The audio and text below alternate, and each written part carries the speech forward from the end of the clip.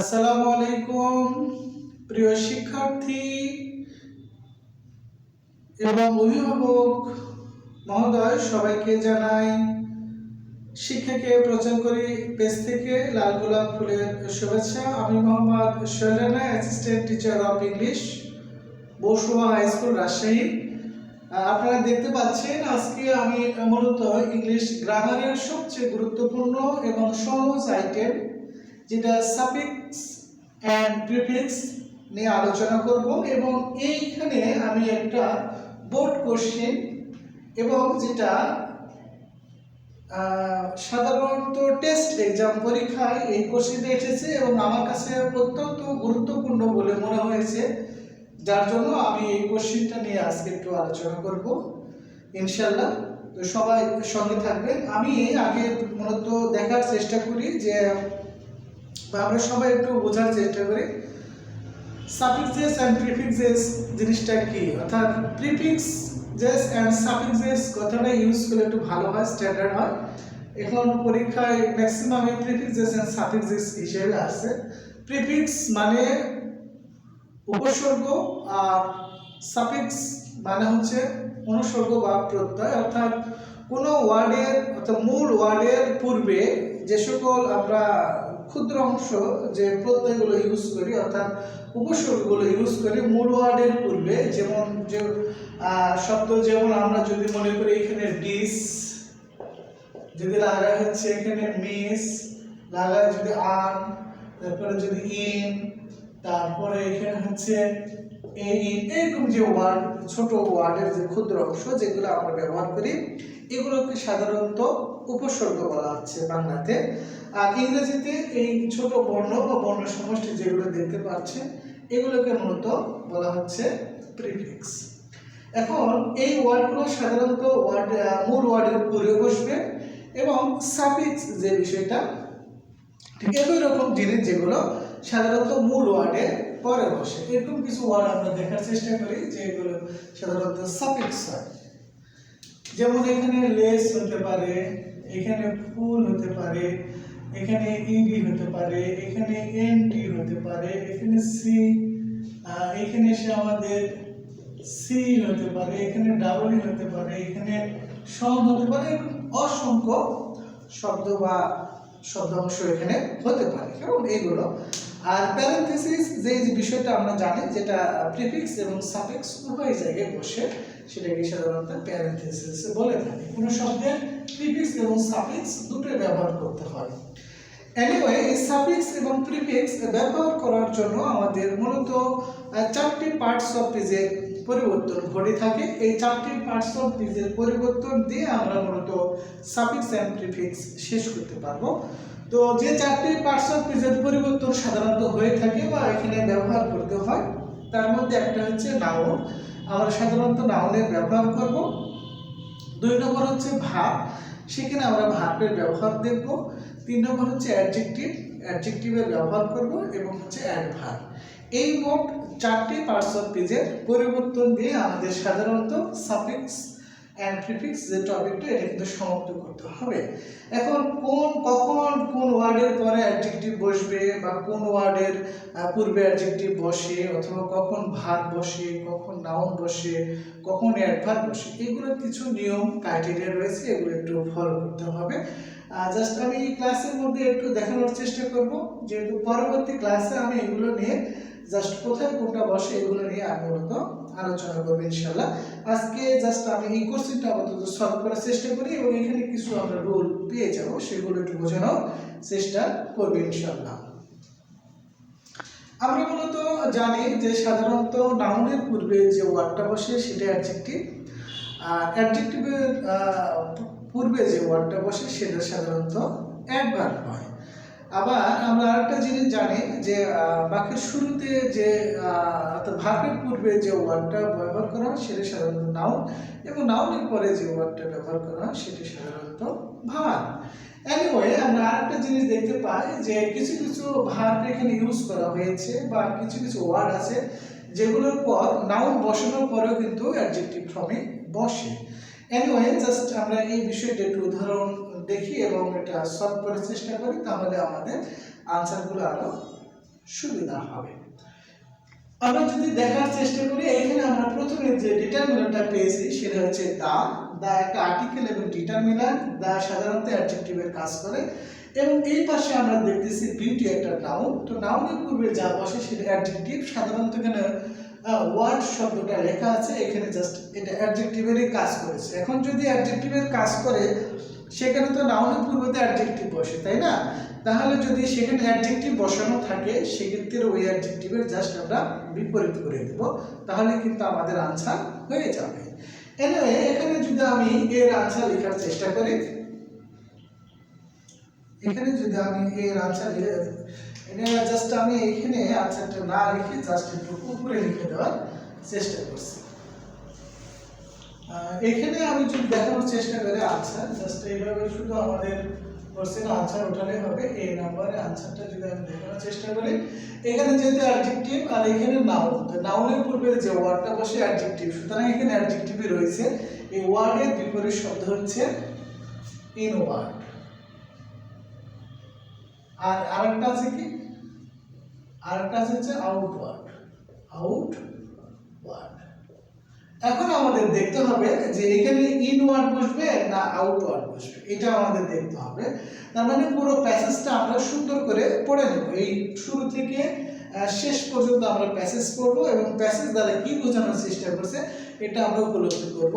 তাহলে এইখানে আমাদের দুটো আনসার হতে পারে, হচ্ছে একটা ইনওয়ার্ড হতে পারে অথবা আউটওয়ার্ড হতে পারে। জাস্ট আমি এটা বুঝে আনসার করার চেষ্টা করব। তাহলে দেখি the word beauty of a man বলা হচ্ছে একটা মানুষের সৌন্দর্য। কি সৌন্দর্য? ভিতরের সৌন্দর্য অথবা বাইরের সৌন্দর্য, অভ্যন্তরীণ সৌন্দর্য অথবা বাহ্যিক সৌন্দর্য। Is not his Real beauty, অর্থাৎ তার প্রকৃত সৌন্দর্য নয়। তার মানে কি মানুষের বাহ্যিক যে সৌন্দর্য এটা কিন্তু প্রকৃত সৌন্দর্য নয়। আমার আচার আচরণ বেশভূষ অনেক সুন্দর, বাট আমার ভিতরে কি হচ্ছে এটা আমি জাস্ট বোঝাতে পারতেছি না বা মানুষও বুঝতে পারতেছে না, যার জন্য আমাদের বাহ্যিক সৌন্দর্য না হয়ে অভ্যন্তরীণ সৌন্দর্য যদি ভালো হয় তাহলে সেটা হচ্ছে প্রকৃত সৌন্দর্য। তার মানে এখানে যেহেতু নট কথাটা ইউজ করা হয়েছে, এখানে নট দেখতে পাচ্ছি আমরা, সুতরাং এখানে আমরা জাস্ট ইনওয়ার্ড না লিখে আউটওয়ার্ড ইউজ করব। তাহলে আমাদের প্রশ্নের উত্তর হচ্ছে আউটওয়ার্ড। কেমন? ইনওয়ার্ড হবে না, উত্তরটা হচ্ছে এখানে আমাদের আউটওয়ার্ড।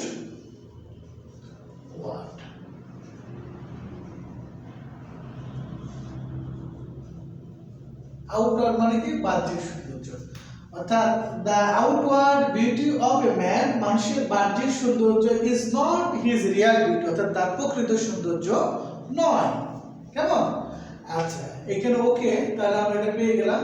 হিজ, এইখানে আবার আমরা কিন্তু সৌন্দর্য আবার কিন্তু বিউটি কথাটা পেয়ে গেছি, সৌন্দর্য।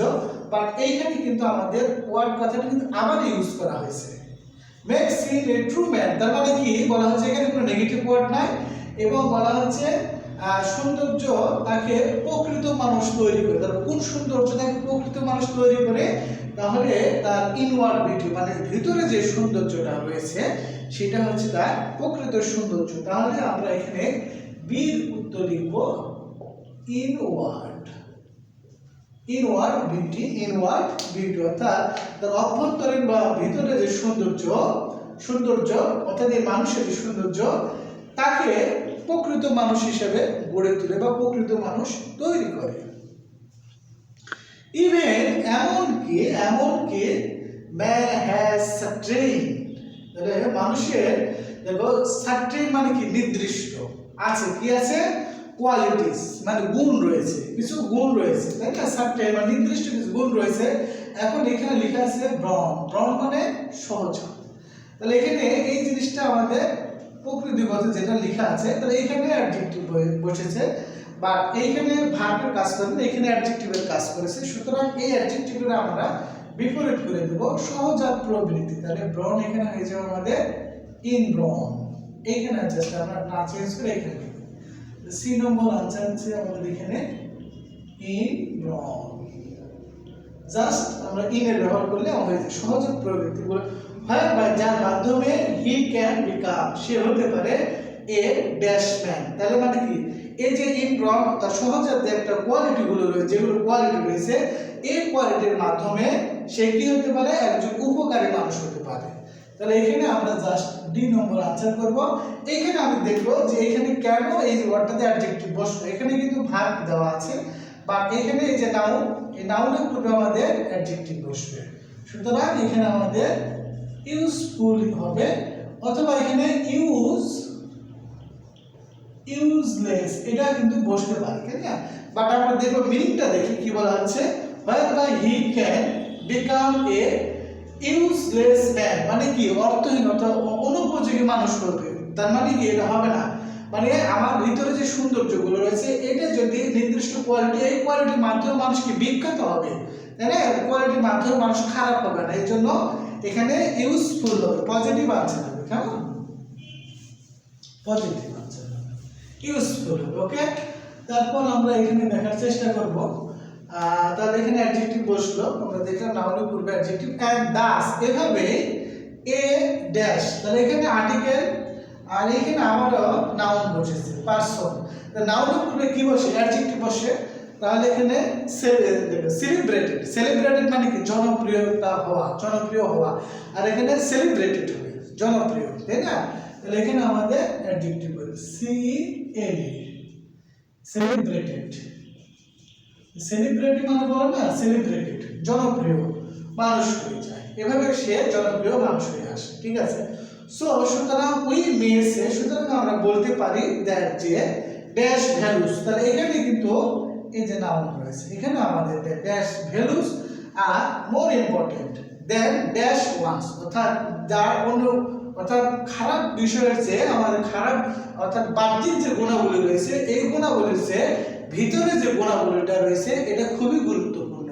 তাহলে এখানে আমরা বাহ্যিক গুণাবলীর চেয়ে ভিতরের গুণাবলী খুবই গুরুত্বপূর্ণ, কোনটা মানে ভালো গুণটা আমাদের বেশি গুরুত্বপূর্ণ, যার জন্য ইন থেকে এখানে আমাদের বসবে inner, I double inner values, আর এইখানে এসে আমাদের লেখা আছে আউট থেকে আউটার, অর্থাৎ বাহ্যিক যে গুণাবলী রয়েছে বাহ্যিক গুণের চেয়ে আমাদের ভিতরে যে গুণাবলী সেটা আরো ভালো।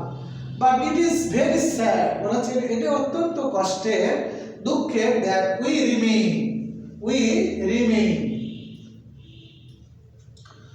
রিমেইন আমরা থাকি dash about our mental development, অর্থাৎ বলা হচ্ছে আমাদের মানসিক উন্নতির প্রতি আমরা ড্যাশ থাকি, অর্থাৎ এগুলো প্রতি যেগুলো রয়েছে। তারপরে বলা হচ্ছে এটা ভেরি স্যাড, এটা অত্যন্ত দুঃখের বিষয়, কষ্টের বিষয় যে উই রিমেইন, এটা my dear viewers, my dear important persons, এখানে দেখার বিষয় রিমেইন এমন একটা ভার্ব, এই রিমেইন ভার্বের পর সর্বদাই অ্যাডজেক্টিভ বসে। এখন এখানে দুইটা অ্যাডজেক্টিভ, কেয়ার এটা হচ্ছে আমাদের ভার্ব এবং অনেক সময় নাউনও হয়, এইখানে জাস্ট আমরা যদি কেয়ারলেস দিই সেটা হতে পারে, অথবা কেয়ারফুল এটাও হতে পারে। তো নেগেটিভ বিষয় যদি প্রকাশ করে তাহলে কেয়ারলেস ইউজ করব, আর যদি পজিটিভ বিষয় প্রকাশ করে তাহলে কেয়ারফুল ইউজ করব। আমরা এখানে দেখলাম যে এখানে একটা ইউজফুলও হতে পারতো, ইউজলেসও হতে পারতো, যেটা জন্য পজিটিভ তথ্য দিয়েছিল, যেটা দরকারি হবে মানুষ মহৎ হবে, এই জন্য ইউজফুল বসেছে। আর এইখানে দেখবো আমরা কি দেখতেছি, এটা অত্যন্ত দুঃখের বিষয় যে we remain dash about our mental development, অর্থাৎ আমাদের যে মানসিক উন্নতি এটার ব্যাপারে আমরা সচেতন থাকি, তাহলে তো এটা বলার কোনো প্রশ্নই আসে না, যার জন্য যে আমরা অত্যন্ত দুঃখের বিষয় ব্যবহার করা হয়েছে যে আমরা সাধারণত আমাদের মানসিক উন্নতির ক্ষেত্রে উদাসীন থাকি, অর্থাৎ অসাবধানে থাকি, যার জন্য এখানে আমাদের উত্তর হচ্ছে কেয়ারলেস, উদাসীন থাকি আমরা। এনিওয়ে উই অলওয়েজ রিমেইন, ওই যে বললাম রিমেইন এমন একটা ভার্বের পর সর্বদা অ্যাডজেক্টিভ, এই যে রিমেইন একটা ভার্বের পর কিন্তু এখানে অ্যাডজেক্টিভ ইউজ করা হয়েছে, কেমন।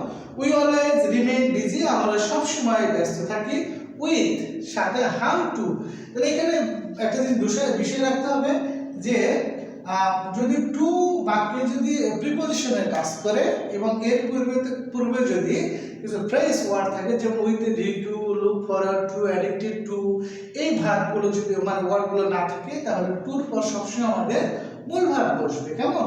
সুতরাং এখানে যে অ্যাডজেক্টিভ দেওয়া আছে এই অ্যাডজেক্টিভ এর ভার্ব করতে হবে।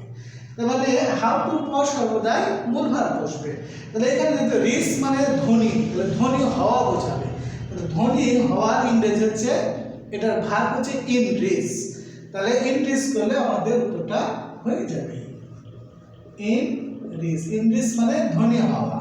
অর্থাৎ আমরা সবসময় ব্যস্ত থাকি কিভাবে ধ্বনি হতে পারে, আবার আউটার শো অর্থাৎ আমাদের বাহ্যিক সৌন্দর্যটা দেখে আমরা নিজেদেরকে কিভাবে ধনী বা সমৃদ্ধ বা বড়লোকী ভাব দেখাতে পারি, এই জিনিসটা দেখানোর চেষ্টা করে। হুইচ রিয়ালি এখানে জাস্ট একটা ভাব স্কিপ হয়ে গেছে, ছুটে গেছে, এখানে ইজ বসবে,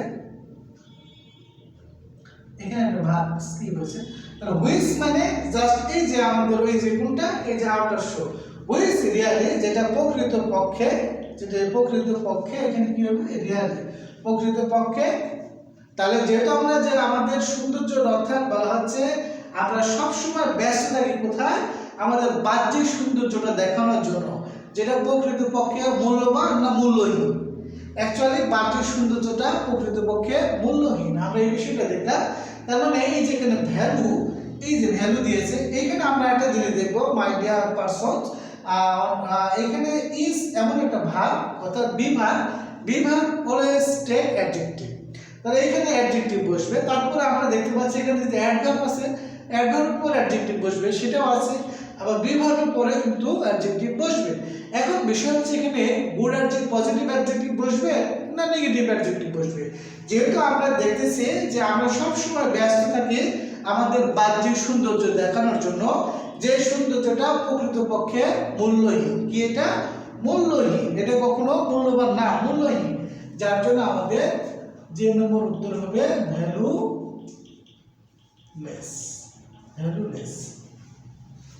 এই তো এইভাবে যদি আমরা 4 থেকে 5টা গুরুত্বপূর্ণ সাফিক্স এন্ড প্রিফিক্স সলভ করি এবং বুঝিয়ে করার চেষ্টা করি, ইনশাআল্লাহ এই টপিকটা অনেক সহজ হবে। সবাইকে অসংখ্য ধন্যবাদ। কেন এখানে অ্যাডজেক্টিভ বসছে, কেন এখানে নাউন বসছে, কেন এখানে ভার্ব বসছে, কেন এখানে অ্যাডভার্ব বসছে, এগুলো নিয়ে আমি স্টেপ বাই স্টেপ আলোচনা করার চেষ্টা করব। সবাইকে অসংখ্য ধন্যবাদ। ভালো থাকবেন, সুস্থ থাকবেন, আর আমার জন্য দোয়া রাখবেন, আমি যেন নিয়মিতভাবে এগুলো ক্লাস কন্টিনিউ করতে পারি।